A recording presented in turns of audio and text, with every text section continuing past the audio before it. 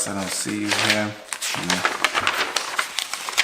Ah, yes, here you are. So, what makes you worth protecting?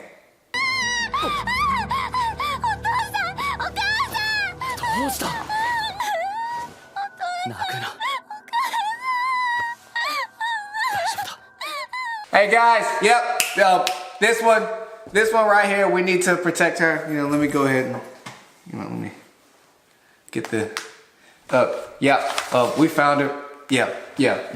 She definitely needs to be protected at all times. This is not a drill. This is not a drill. What's going on, guys? It's your boy, the Mr. Fox, back in the house, and today I'm doing my review for Rising of the Shield Hero Episode 2. If you're wondering where Episode 1 is, I'm not doing it. I just wanted to watch it to see if it was even worth my time, which it was. I loved it. 45 minutes, not the best way, really good way to get people invested in the story. I was invested after that, and I watched today, and I'm even more invested now. If you're wondering why, here's why.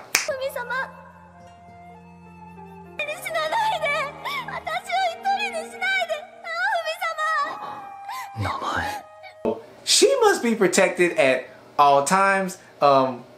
If you're watching this review, you should have already seen the episode. Her name is Raphtalia, and she was actually, she wasn't the main. Actually, she kind of was, and she kind of wasn't the main focus. Her and now to me, I can't pronounce his name. Let me know in the comments. But yeah, so episode 2 picks up right off where episode 1 left off, with our boy looking for a slave. Now, if you've seen isekai animes, is it isekai or isekai? I don't know. But anywho, yeah, so it cuts back to him, looking for a slave, because he's a shield hero.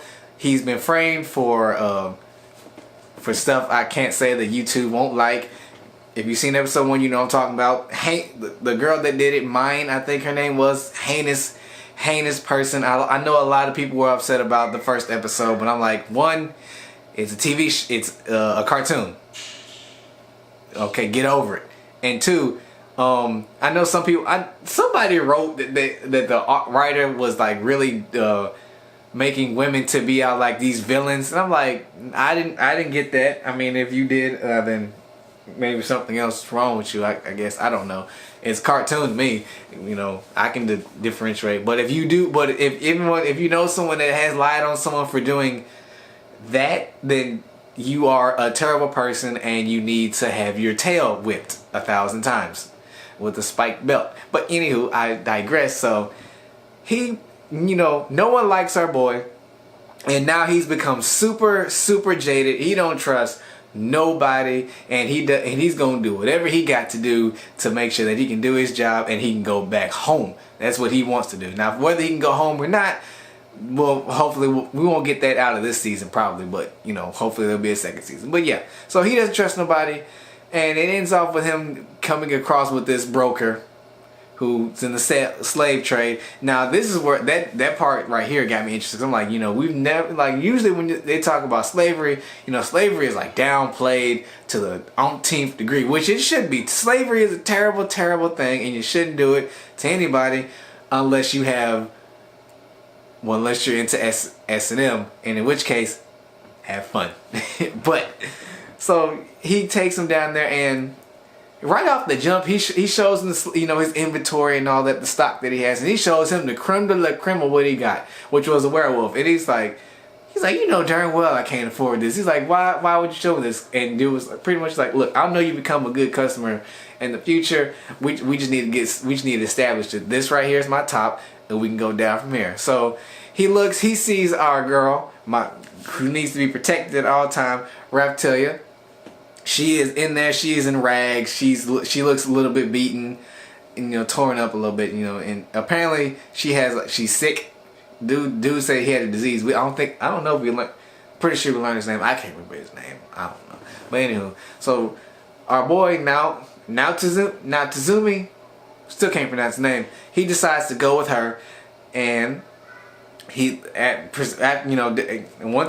he gives dude the money, they do the contract. He takes some blood. He puts it on this crest that's on her chest. that pretty much like, marks her as a slave, and it also won't allow her to defy anything that not I'm gonna say now Tazumi until I figure it out later.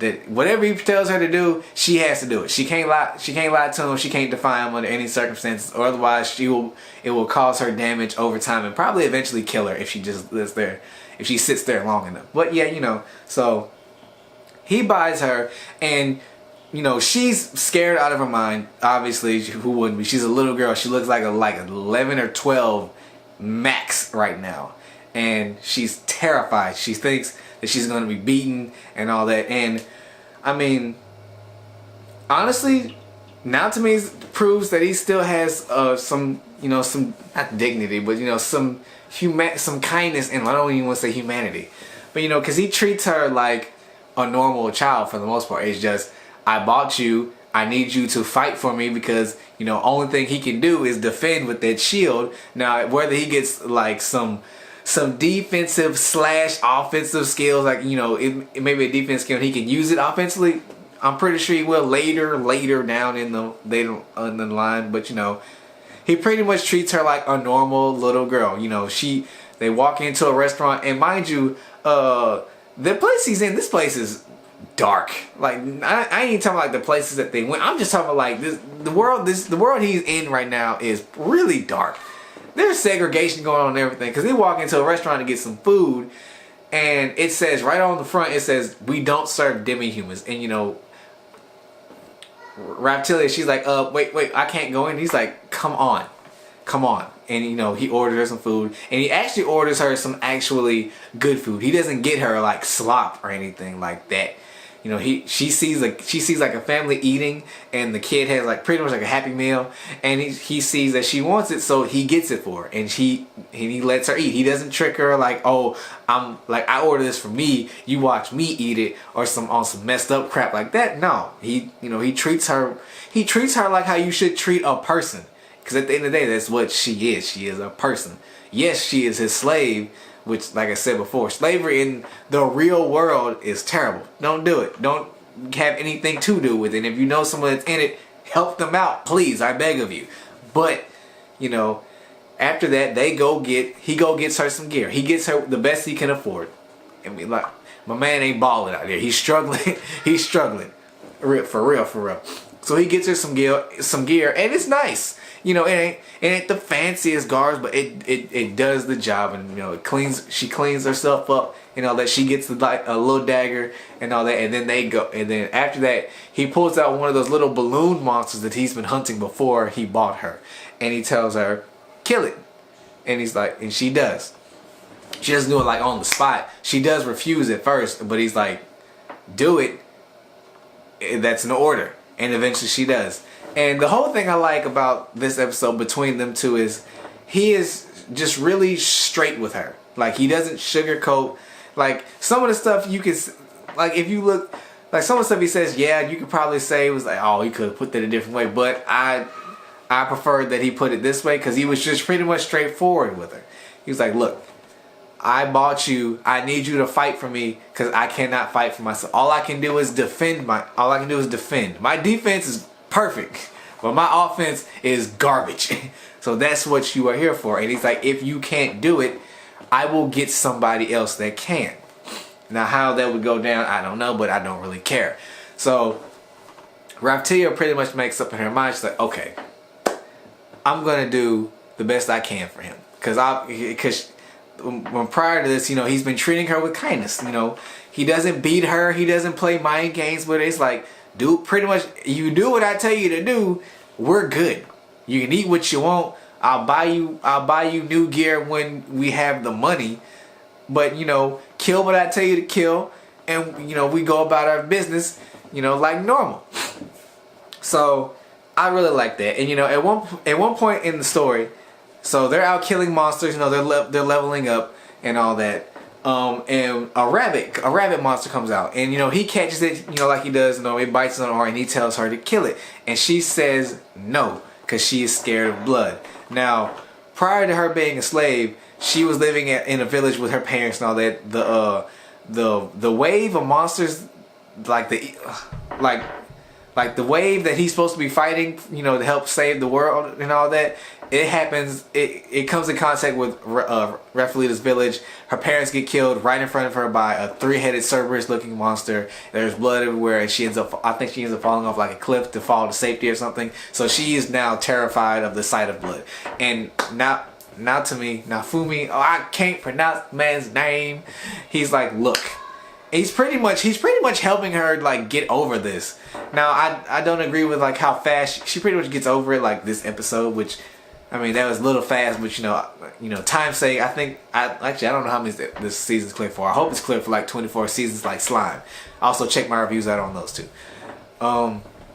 So and he pretty much, you know, that's when he tells her like, look, if you can't do it, I'll find someone else that does. And she thinks about all the stuff that he's been doing for her and how kind he's been. She's like, I don't want to go back to slavery, like, at all. So she, you know, she says, I'll fight for you, and she kills a rabbit. And, you know, everything's fine. You know, they rest for the night and all that. But this is where we also find out about what happened to Raphalita and her parents. She starts having a nightmare, and she wakes up, she's screaming and yelling. And this is like a very cute moment to me. He, you know, instead of doing like the normal thing, like, oh my goodness, shut up, you're making too much noise, he comforts her. You know, he hugs her and he tells her, you know, it'll be all right, it'll be okay, I'm here now. So, you know, and I thought that was really sweet and really cute. You know, their dynamic to me right now is like father and daughter. Well, I guess stepfather in the case. But you know, he doesn't really sugarcoat things, or he's straight up with her. He's like, do this, and we'll be fine. And he's not afraid to invoke the contract like at all. Like if he tells her to do something, she doesn't do it. He's like, do it, or you make it easier on yourself if you do this. So he's still pretty jaded and like, you know, not dark, but he's just not playing games with people anymore. It doesn't matter. He's like, if I tell you to do something, you're gonna do it. He's not gonna. He seems like the person that's gonna make her do anything that's too outlandish, anything that she's not capable of. But if he knows she's capable of doing it, it's like, you're going to do this. We're going to die. If I die, you die. Or if I die, you're going back into slavery, and then someone's gonna beat the ever living tar out of you every single day for the pleasure of it. So, you know. And then it gets to a point where they get enough money.